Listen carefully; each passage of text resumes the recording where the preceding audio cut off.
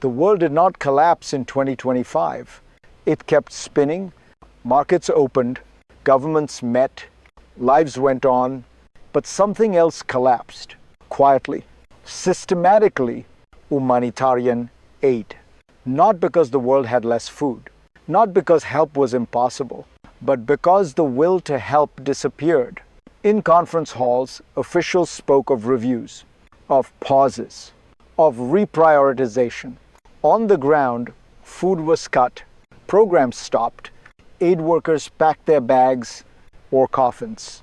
Millions did not starve overnight. They slipped, slowly, below the line of survival. In December 2024, the warning was clear. The needs were counted, the costs were known, the risks were written down, and still, within weeks, the system began to burn. Uncontrolled, unplanned. By the end of 2025, the humanitarian world earned a title it had never held before. The worst year on record. If you think this has nothing to do with you, listen closely. Because this was not chaos. It followed a pattern. And once you see that pattern, you cannot unsee it. To understand 2025, we have to understand how failure was designed long before it arrived. What failed in 2025 was not a single program, not a single country, not even a single administration. What failed was a system designed to respond to crisis, but funded by politics, moved by headlines, and sustained by assumptions that no longer held. Humanitarian aid works on a simple promise. When disaster strikes, help follows. When conflict erupts, food arrives. When hunger rises, funding scales up. That promise broke. Needs did not fall. They stayed high. Conflicts remained unresolved. Climate shocks multiplied. People kept fleeing. Children kept going hungry. What changed was the money, and more importantly, the commitment behind it. Governments began pulling back, quietly at first. Then openly, budgets were cut, pledges walked back, responsibility shifted, and often disappeared. The gap between need and response widened, not suddenly, but relentlessly. By the time 2025 began, the humanitarian system was already stretched thin. What came next did not test it. It snapped it. And to understand why, we need to go back before the collapse, before the cuts, to the pressures that built this moment. The pressure did not begin in 2025. It built over years. First came the pandemic. COVID-19 tore through economies. It doubled humanitarian costs almost overnight. Then came war, Russia's full-scale invasion of Ukraine, a conflict that rewired global aid priorities. Money surged, appeals exploded, governments responded. For a moment, the system held.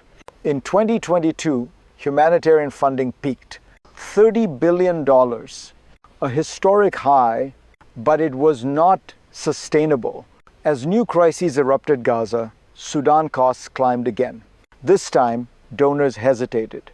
Inflation hit home, politics shifted inward, public patience thinned. By 2024, the retreat had begun. Germany cut billions under austerity. The United Kingdom never restored earlier cuts. Japan pulled back sharply. Saudi Arabia stepped away. The United States still carried the load.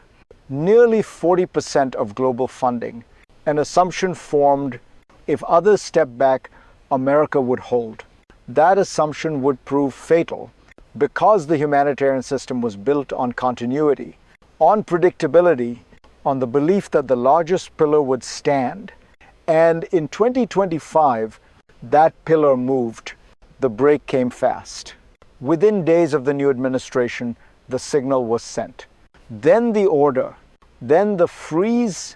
On January 20th, 2025, U.S. foreign assistance stopped moving. New obligations paused. A 90-day review announced. 4 days later, stop work orders followed. Across every existing program, across every region. Aid did not slow, it stopped. By early February, even the infrastructure vanished. USAID's website went dark, confusion spread, then panic. Field offices did not know what to tell staff. Partners did not know what to tell communities. Warehouses held food that could not move. Within weeks, the assumption collapsed. The tallest mast did not bend. It broke, budgets evaporated, contracts froze, staff were laid off. Programs designed to save lives were dismantled mid-operation. This was not reform, it was demolition. And the shockwaves did not stay in Washington. They traveled instantly. Through the UN, through NGOs, through camps, clinics, and conflict zones. The system had lost its anchor. What followed was not recovery, it was triage. And to survive, the humanitarian world made a brutal choice. When the money vanished, the system did not collapse all at once. It reconfigured. This is how humanitarian systems survive. They ration, they prioritize, they choose, not between comfort and efficiency, but between lives. With fewer dollars, agencies cut first, where death was not immediate. Education paused, protection scaled back, prevention erased, food was reduced, health services narrowed, only the most severe cases remained. Aid was no longer about helping the vulnerable. It became about delaying death. Inside the United Nations, layoffs followed. Experienced staff left, local partners absorbed the shock or failed with it. At the same time, need did not fall, it surged. By 2024, acute food insecurity reached record highs. 295 million people, more mouths, less aid. The system was designed to expand in crisis. Instead, it contracted, and contraction has consequences. Because when aid shrinks, risk spreads.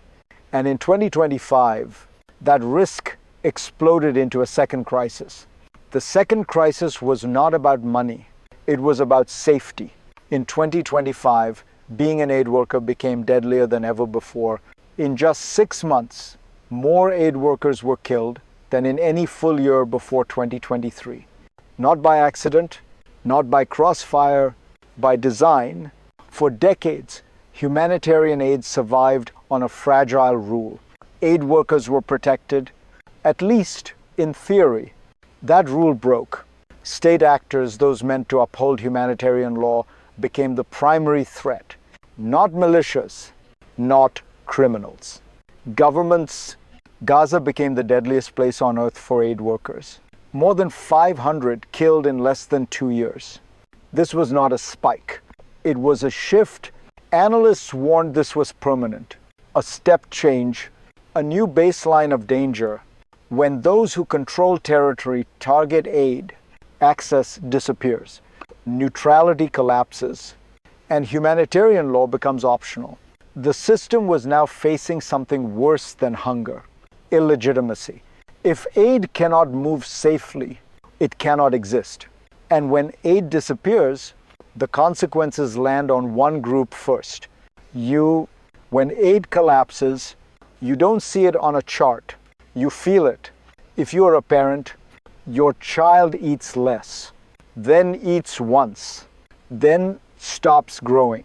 If you are a refugee, your ration card shrinks from $12 to $6, not because food vanished, but because funding did.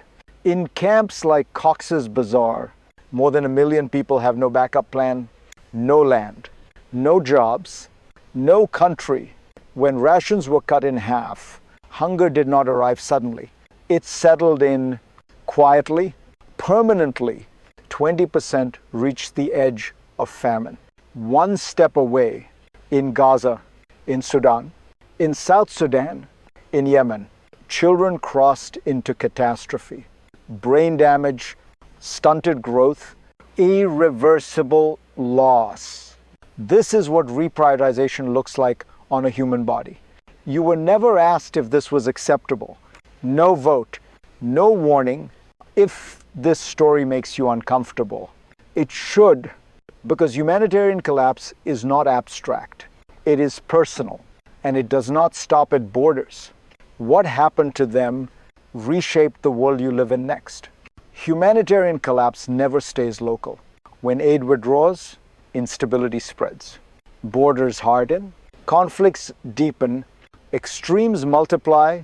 In 2025, 25 million people lost access to aid, not because their need declined, but because support vanished.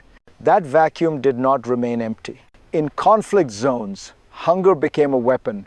In fragile states, displacement surged. Pressure moved outward. More refugees crossed borders. More governments tightened controls. More regions absorbed shocks they did not create. Even moments of hope carried a cost. In Syria, millions returned home after a regime fell, a rare opening, a chance to move from emergency to rebuilding. But aid collapsed at the same moment. Funding dropped sharply. Reconstruction stalled before it began. The message traveled fast. Relief is temporary. Solidarity is conditional. For decades, humanitarian aid was the buffer, the shock absorber, the thin line between crisis and collapse. In 2025, that buffer failed. And when global systems fail, they do not fail quietly. They reshape alliances, they fuel resentment, they rewrite security. Which brings us to the question no one wanted to answer. What happens next? From here, the future splits three ways. The first path is recovery. Donors return. Funding stabilizes. Systems adapt. Technology improves efficiency. Private capital finally moves. This path exists, but it requires something rare: political courage and sustained attention. The second path is normalization, not collapse, but acceptance. Lower aid becomes the baseline. Fewer people are helped. Famine is managed, not prevented. Emergency becomes permanent. This is the quiet path, the most likely one, because it demands the least change. Then there is the third path, fragmentation. Humanitarian law erodes. Access becomes selective. Aid follows power, not need. States decide who deserves to live, who can wait, who can be written off. In this world, aid is no longer neutral.